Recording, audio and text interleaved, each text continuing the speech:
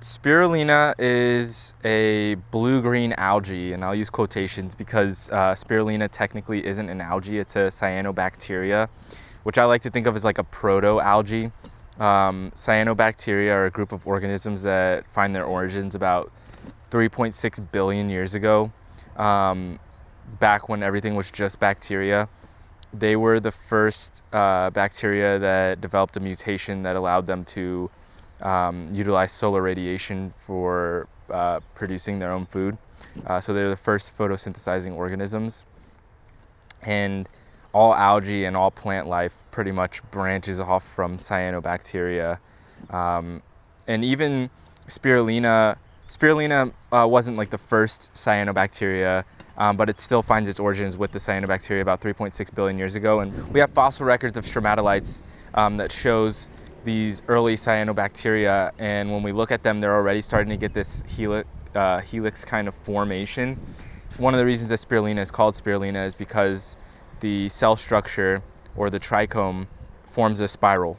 So it was pretty much named after that. And spirulina has been utilized as a food for a long time, longer in like more native traditions than in the Western world. We have the Kanembu of the area of Chad in Africa, and we also have the tradition of the Mexica natives around Lake Tenochtitlan in Mexico that were also harvesting spirulina from the lake for who knows how long, probably thousands of years as well. And more recently, as it's been introduced into the Western world through those indigenous cultures, over the past, I think it was in the 60s or the 70s, that the Food and Agriculture Organization of the United Nations recommended spirulina as like a future food, or like the most ideal food for mankind, I believe was their exact quote, because spirulina is about 60% bioavailable protein dry weight, so that means it produces really easily digestible and easily accumulated protein, which is incredible.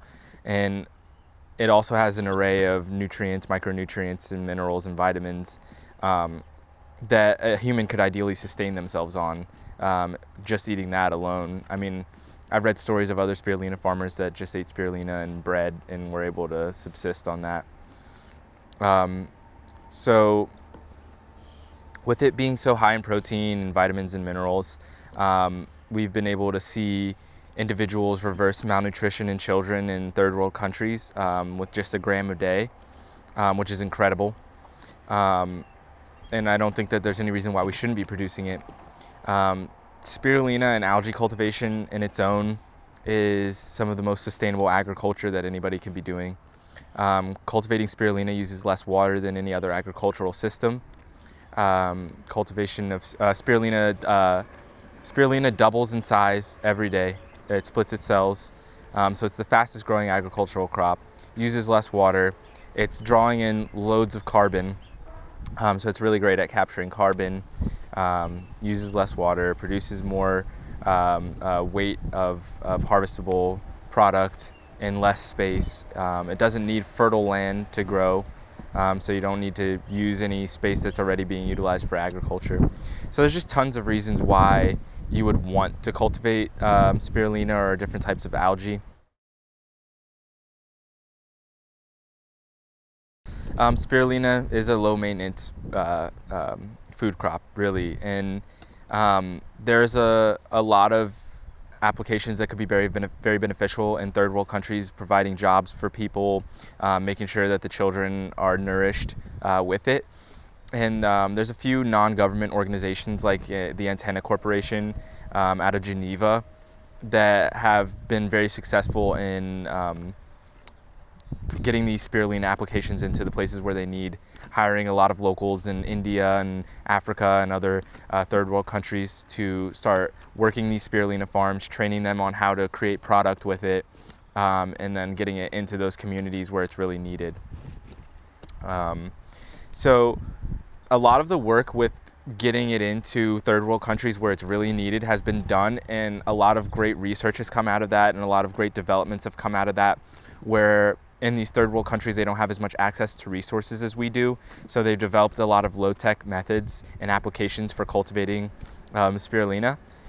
So my real focus is getting it into inner cities in the United States, getting it into these places which have been deemed food apartheid, places where the corporations and big grocery stores and all of these farmers markets don't deem these communities as valuable to be putting their grocery stores or developing these farmers markets there. And a lot of people in these inner cities and in these areas don't have as much access to fresh food, don't have as much access to nutrition. And when we study the way that the body works and the way that the brain works without proper nutrition, a lot of people are going to be stuck in what people in these urban areas have called the trap. You know, I mean, we have trap music, we have so many people coming out of these situations and speaking about it, but so many people stay stuck in that trap when they don't have the proper nutrition to be able to think enough to get themselves out of it. So I really think that it's important that we get these food sources like spirulina into these inner city and urbanized areas where it's not going to take too much money to get it up and running. It's going to produce a lot of harvestable and sellable product, and make it more accessible to those individuals there. And honestly, like I've done a lot of background work with mushrooms, which seems a little bit more in depth. And a lot of people think that the algae is way more in depth than it actually is. But a lot of people have this weird like phobia of things that they're unfamiliar with. So I do see a kind of like hurdle to jump over with getting people acclimated to eating this like weird green product, you know. But honestly, it doesn't really have a taste. So I think that it could easily be applied into other things that people are already cooking or what they're used to eating. I mean, I put it in my son's oatmeal, and he loves it. It just looks really weird and green, and he eats it right up, or smoothies or drinks or whatever. I mean, I've seen in Thailand people even put it in beer, and I think that's like a great way to get people to consume things. So so my real goal is getting into these urbanized areas. There's lots of potentials in like rooftops and old parking lots that aren't being utilized. Old warehouses for both indoor and outdoor cultivation. So in the Northeast and Mid-Atlantic, where we are here in Pennsylvania, we have a very limited window for cultivation outdoors. So I'm typically cultivating from late April, early May through October when it starts to get cold.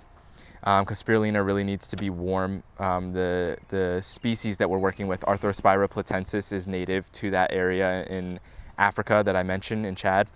And the other species that's more commonly cultivated is the genus name recently changed to Limnospira, but it used to be Arthrospira maxima, and that's native to Mexico. So they're both in these areas that are generally warmer than where we're at. So we really only have that kind of weather during the summertime, but it could be easily cultivated year-round in the more southern states, Florida, Texas, Louisiana. Spirulina could be cultivated all year, which would be really beneficial.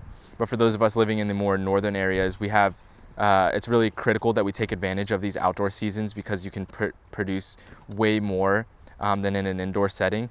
But we can easily transition to indoor cultivation, where we have companies like We Are the New Farmers up in Brooklyn, and they're growing spirulina indoors and finding a lot of success with it. So yeah, I think exposing more people to these ideas, showing them how easy it can be to get these things done, showing them the benefit of it. There's a lot of spirulina, what we call spirulina microfarms is what I'm operating here. There's a lot more spirulina microfarms in France, probably because the French were the first people in the Western world to discover spirulina. They were down in Africa, and this French pharmacologist by the name of Miss Creech, I've never been able to find her first name, she noticed the women selling the spirulina at the markets in Chad. And she sent samples up to France to a botanist by the name of Pierre Dengard, and he was the first one to classify spirulina And that's part of the reason why I think that the French culture with this, with spirulina cultivation is way more advanced. But they have a lot of micro farms.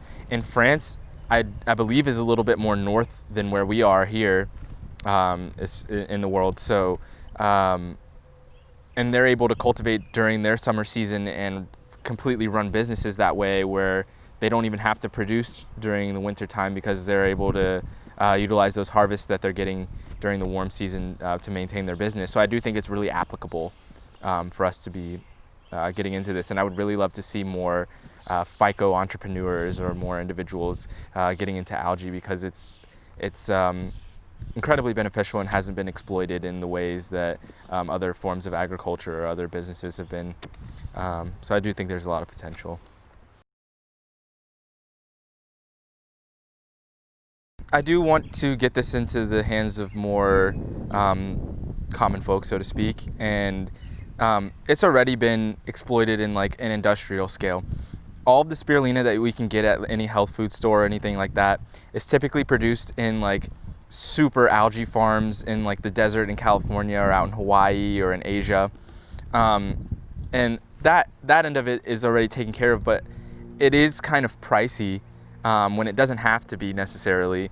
And I support those companies. I mean, they're doing something and making something available that's really not available. I do see it becoming more boutique, like the way that some of the farmers are cultivating it right now, which I really appreciate.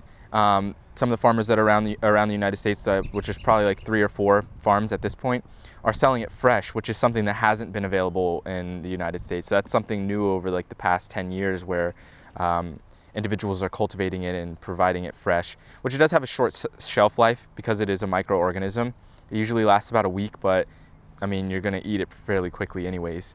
So most people have been doing just like the green juices and things like that. I mean, it got trendy in the 70s, where we had the first farm pop up in California, Earthrise Farms.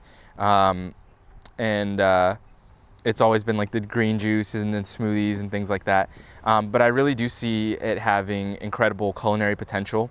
I want to get it into the hands of chefs, you know, and see what they can do, play around with it, get it in pastas and salad dressings and things like that. I've seen some really cool, innovative kind of like molecular gastronomy going on with it.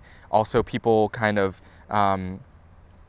breaking it down and then kind of transforming it into vegan seafood. I saw a really cool project where individuals were using algae to create like vegan shrimp and things like that, which I think could be really cool. We're dealing with a product that's high in omega acids. I mean, this is how seafood has those omega fatty acids, like shrimp and krill and like lower organisms on the food chain are eating this algae, and then when the fish eat it, that's how they accumulate those omega acids that are so necessary for brain development. So I mean, for individuals that aren't kind of like getting into that whole gastronomy and like going to chefs and things like that, I mean, I think it can really simply be put into soups or baked into breads or put into pastas, things like that, you know. I don't know if you remember when we were younger and they had those like green and purple ketchups and stuff like that. I think things like that would be cool for kids, you know. Also like putting it into candies. Most blue gum is the pigment that they use to make it blue comes from spirulina already. As I mentioned before, they call it a blue-green algae.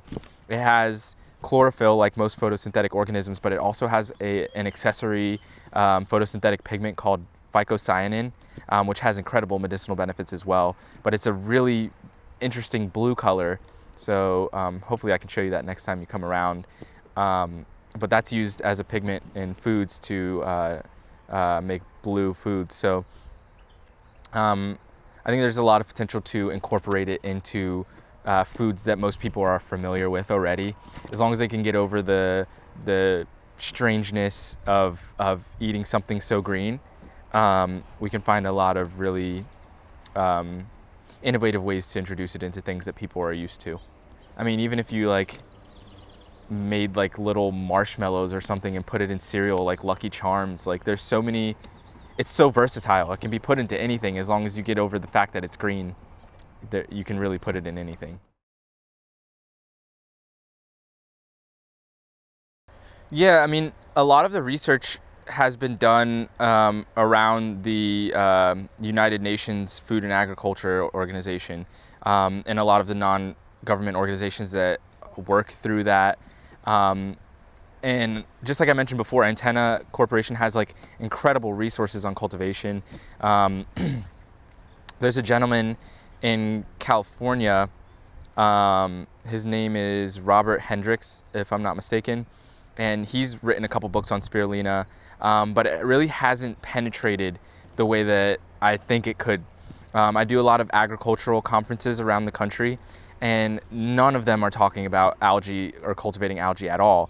And I did my first class at the Organic Grower School in Mars Hill, North Carolina earlier this year, and I've taught there for years about mushrooms, and this was the first time I taught about something that didn't have to do with mushrooms, and the class wasn't well attended.